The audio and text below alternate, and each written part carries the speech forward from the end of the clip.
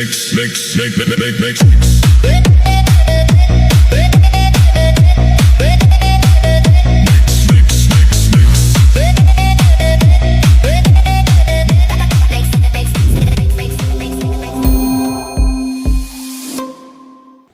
वालेकुम।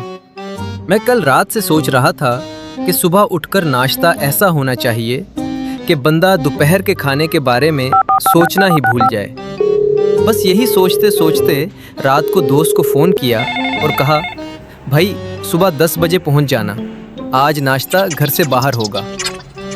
अभी मैंने घर का दरवाज़ा खोला ही था कि मेरा दोस्त पहले से बाहर मौजूद था और मोटरसाइकिल सवार को पैसे दे रहा था।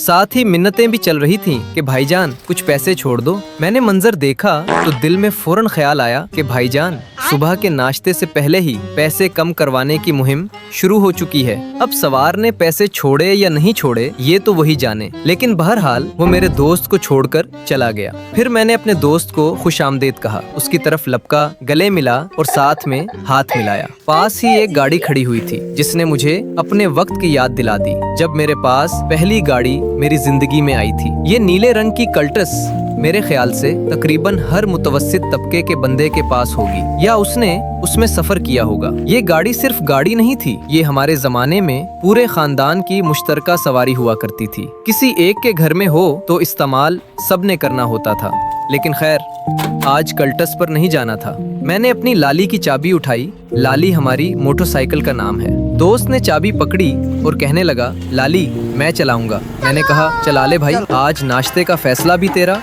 लाली भी तेरी। मोटरसाइकिल निकाली, हम दोनों बैठे और चल पड़े।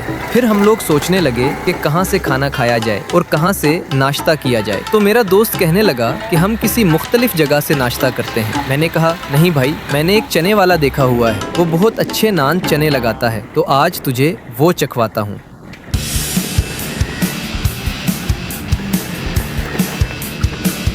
मेरे घर से वो जगह पैदल तकरीबन 4 मिनट की मुसाफत पर थी। और भाई जब पेट में जगह मौजूद हो तो आदमी को हर दुकान से खुशबू आने लगती है। हम बातें करते हुए आखिरकार उस छोटे से ढाबा नुमा होटल पर पहुंच गए।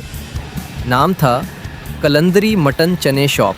दुकान पर पहुंचे तो साहब पहले ही एक गाहक का खाना तैयार कर रहे थे। हमने कहा, भाईजान नान चने खाने हैं? उन्होंने पूछा, कितने के? मैंने कहा, भाई 2 नान और आधी प्लेट चुनों की लगा दो। फिर उसमें मटन की यखनी या तेल शामिल किया और भाई यहाँ से कहानी ने रुख बदल लिया। ऊपर से धनिया, सब्ज मिर्च, मसालेहा, साथ में पाए भी बने हुए थे। लेकिन हमने कहा पहले चने का हिसाब करते हैं, पाए बाद में देखेंगे, वरना घर वापस जाने के लिए सवारी चाहिए होगी और हम खुद चलने के काबिल नहीं रहेंगे। खैर हम बैठ गए। सामने नान, चने, अंडा और ठंडा मशरूब।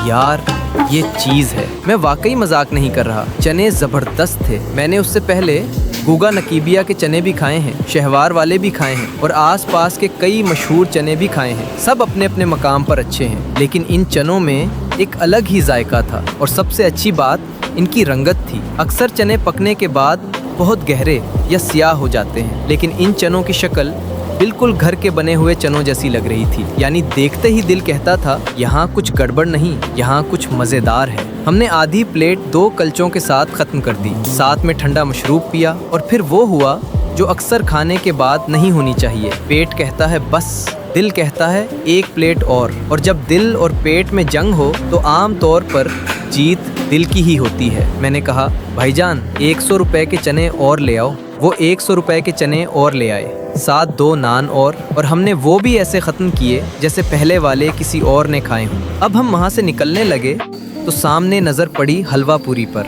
मैंने दिल से कहा, भाई तू बाज आ जा। दिल ने कहा, सिर्फ देख तो रहे हैं। फिर हलवा देखा, फिर चने देखे, फिर हलवा पूरी बनती देखी और पेट ने अंदर से कहा, मेरी इज्जत का कुछ ख्याल कर लो। हमने कहा, कुछ खरीदने की गुंजाइश तो नहीं, लेकिन ज़रा चखने को मिल जाए। भाई ने थोड़ा सा हलवा एक अलग कटोरी में डाल दिया। हम दोनों ने हलवा चखा और भाई हाय हाय, ये हलवा भी कोई मामूली चीज़ नहीं थी। 1 चम्मच मुंह में गया और ऐसा लगा जैसे पेट ने कहा चलो भाई, जो होना था हो गया, अब तुम्हारी मर्जी। हलवा वाकई ज़बरदस्त था।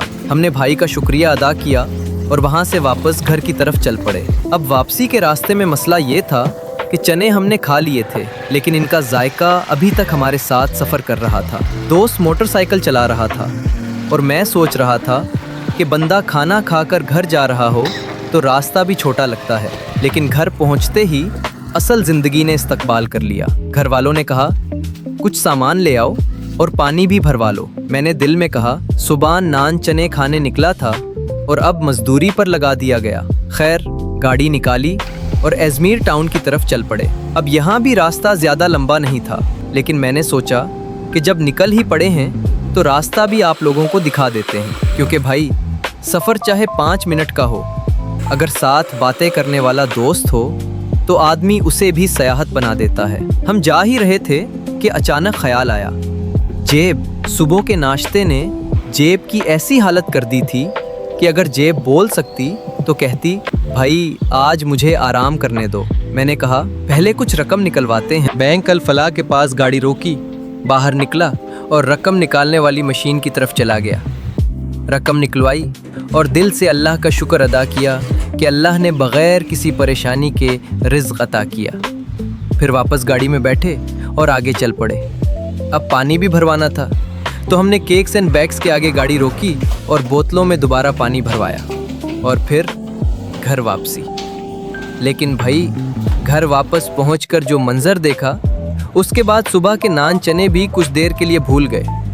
बेगम चिकन बिरयानी तैयार कर रही थी और वो भी ऐसी कि खुशबू पहले कमरे में आई, फिर बिरयानी नज़र आई। मैंने दोस्त की तरफ देखा, दोस्त ने मेरी तरफ देखा।